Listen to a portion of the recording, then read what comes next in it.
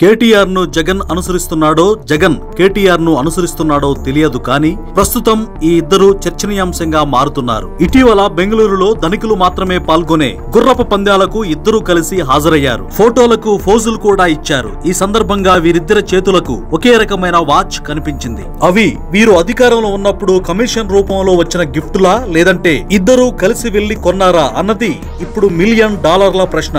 అయితే ఆ వాచీలు ధర కూడా ఇప్పుడు షాక్ గురి చేస్తుంది. ఏకంగా ఒక్కో వాచ్ ధర 23 లక్షలుగా ఉంది. వాచీలే కాదు, వీరిద్దరి మధ్య చాలా సిమిలారిటీస్ ఉన్నాయి. ఇద్దరూ కలిసి TV9 అనే ఒక ఛానల్ ను నడుపుతారు. కలిసి సోషల్ మీడియా పేపర్లను రన్ చేస్తారు. కలిసి రియల్ ఎస్టేట్ వ్యాపారాలు చేస్తారు. ఇద్దరు తమ చెల్లెళ్ల ఆస్తులు లాక్కుని బయటకు పంపించారు. విచిత్రంగా ఇద్దరి బావల పేర్లు అనిల్ కుమార్ నే. కేటీఆర్ అధికారంలోకి రావడానికి ప్రాంతీయ విద్వేషం పెంచితే జగన్ అధికారంలోకి రావడానికి కుల విద్వేషాలు మత విద్వేషాలు పెంచి పోషిస్తున్నారు. ఉమ్మడి ఆంధ్రప్రదేశ్ దోచుకున్న చరిత్ర వైఎస్ కుటుంబానికి ఉంటే తెలంగాణను దోచుకున్న చరిత్ర కల్వకుంట్ల కుటుంబానికి ఉంది. ఒకసారి అధికారంలోకి రాగానే విపరీతమైన ఆస్తులను కూడబెట్టిన వీరు అధికారం కోల్పోగానే తట్టుకోలేకపోతున్నారు. చూడాలి మరి ప్రజలు వీరిని నమ్మి తిరిగి అధికారం ఇస్తారా లేదా శాశ్వతంగా భూస్థాపితం చేస్తారా అనేది.